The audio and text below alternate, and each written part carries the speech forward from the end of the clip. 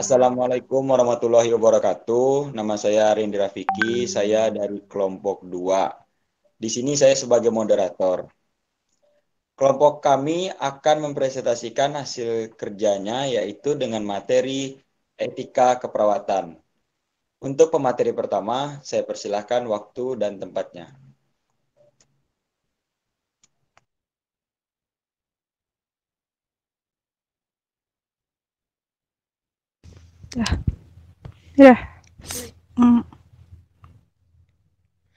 Perkenalkan, nama saya Magdalena Isi. Di sini saya akan menjelaskan etika profesi. Etika profesi adalah perilaku yang diharapkan bagi setiap anggota profesi untuk bertindak sesuai dengan kapasitas profesionalnya. Lanjut, etika profesi sebagai pedoman menumbuhkan tanggung jawab atau kewajiban bagi anggota profesi tentang hak-hak yang diharapkan orang lain. Anggota profesi memiliki pengetahuan atau keterampilan khusus yang dipergunakan untuk membuat keputusan yang mempengaruhi orang lain. Menerapkan kode etik.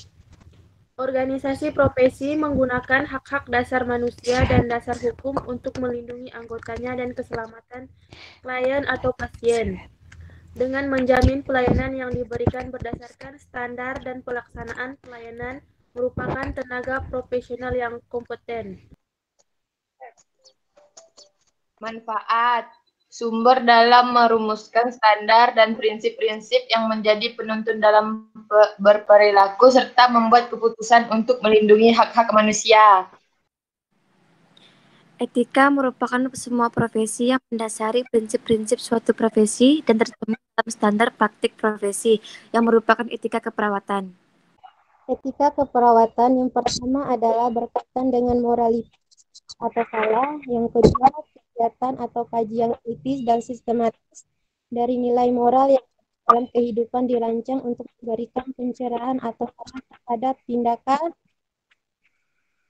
atau keputusan dilaksanakan dalam kegiatan sehari-hari. Fungsi etika keperawatan. 1. Perawat bekerja dengan manusia. 2. Perawat membuat keputusan. 3. Tanggung gugat perawat. 4. Peran dan hubungan perawat. 5. Komitmen perawat. 6. Kemajuan teknologi. Tujuan etika keperawatan. Amerika Aktif Komunis Bureau on Teaching yang pertama mengenal dan mengidentifikasi unsur dalam praktik keperawatan. Yang kedua, membentuk strategi atau cara dan menganalisis masalah moral yang terjadi dalam praktik keperawatan. Ketiga, menghubungkan prinsip moral pelajaran yang baik dapat dipertanggungjawabkan pada diri sendiri, keluarga, masyarakat, dan kepada Tuhan sesuai dengan kepercayaannya. Lanjut. Meningkatkan pengertian tentang hubungan antar profesi kesehatan lain dan mengerti tentang peran dan fungsi anggota kesehatan. Mengembangkan potensi pengambilan keputusan yang bersifat keputusan tentang baik dan buruknya yang akan dipertanggungjawabkan sesuai dengan kepercayaannya. 3. Mengembangkan sifat pribadi dan sikap profesional peserta didik. 4.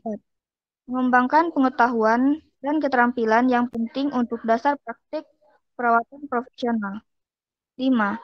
Memberi kesempatan kepada peserta didik menerapkan ilmu dan prinsip etika keperawatan dalam situasi nyata. Next.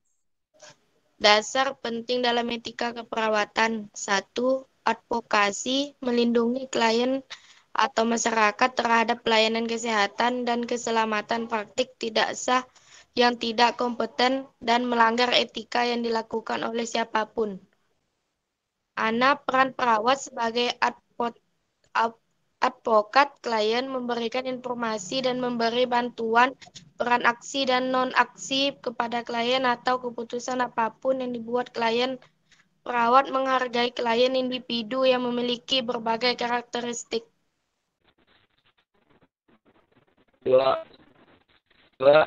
kita dapat mengetahui suatu tindakan yang dilakukan dan dapat menerima konsekuensi dari tindakan tersebut atau komponen tanggung jawab dan tanggung jawab.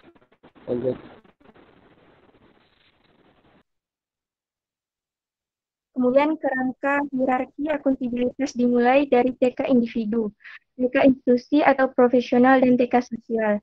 Yang pertama yaitu TK individu, merupakan proses pembuatan keputusan etika perawat, kompetensi, komitmen, dan integritas. Yang kedua, TK institusi, yaitu pernyataan atau falsafah dan tujuan bidang keperawatan. Yang ketiga, TK profesional, yaitu standar praktek keperawatan. Dan yang keempat, TK sosial, undang-undang yang mengatur praktik keperawatan. 3. Loyalitas. Loyalitas itu simpati, peduli, dan hubungan timbal balik terhadap pihak yang secara profesional berhubungan dengan perawat. Prinsip-prinsip moral dalam keperawatan. Yang pertama, respect for autonomy. Yang kedua, non-maleficiency. Yang ketiga, beneficence. Yang keempat, justice. Respect for autonomy, menghargai hak otonomi klien atau pasien. Menghargai hak klien dalam menentukan diri sendiri dalam hal perawatan, pengobatan yang dijalani klien sesuai dengan nilai dan norma yang diyakini. Penerapan dalam praktek keperawatan. 1. Memberi informasi yang benar, privasi klien, melindungi informasi yang sifatnya rahasia, memperoleh persetujuan untuk setiap tindakan yang akan dilakukan terhadap klien, informed consent. Lanjut. Non-maleficence atau tidak mengakibatkan injury. Kewajiban bagi tenaga keperawatan untuk tidak mengakibatkan injuri terhadap klien. Penerapan dalam praktik keperawatan menekankan perlunya diterapkan standar untuk mencegah terjadinya injuri pada klien. 1. Standar praktik keperawatan. 2. Standar asuhan keperawatan. 3. Standar prosedur. 4. Standar tenaga keperawatan. Lanjut. Beneficence, berbuat kebaikan. Kewajiban moral untuk mencegah terjadinya injuri. Bertindak untuk meningkatkan kesejahteraan klien, termasuk melindungi hak-hak pasien dalam pelayanan kesehatan. Hak untuk mendapatkan pelayanan bermutu. 1. Akses yang sama terhadap pelayanan kesehatan. 2. Akses pelayanan kesehatan sesuai dengan nilai dan norma kultural klien. 3. Pelayanan kesehatan yang berkualitas. Hak untuk mendapatkan informasi. Kedua, hak untuk berpartisipasi dalam pengambilan keputusan. Yang ketiga, hak untuk mendapatkan informed consent. Yang keempat, hak untuk menolak konsen.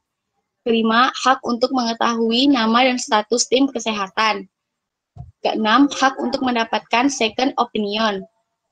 Yang keenam, hak untuk memperlakukan dengan respect. Justice atau prinsip keadilan. Yang pertama, ada kewajiban perawat untuk bertindak fair atau adil pada semua orang atau klien. Yang kedua, ada justice hadir jika pembagian atau perhatian yang sama pada individu memperlakukan individu atau klien sesuai dengan kontribusinya dan sesuai dengan penghargaan. Hubungan perawat dengan klien. Pertama, profesional. Yang A, veracity atau kejujuran berkata benar. Ke B, fidelity atau memegang janji ataupun komitmen.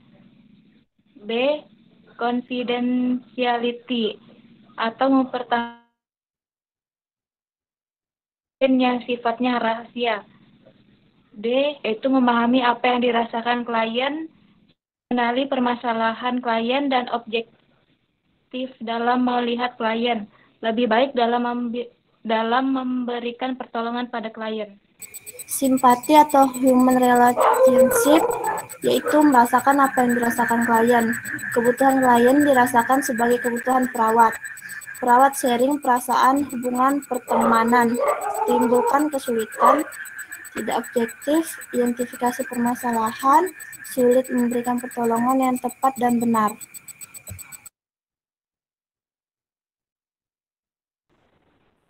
Waalaikumsalam warahmatullahi Selamat malam.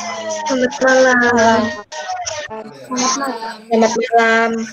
Waalaikumsalam warahmatullahi wabarakatuh.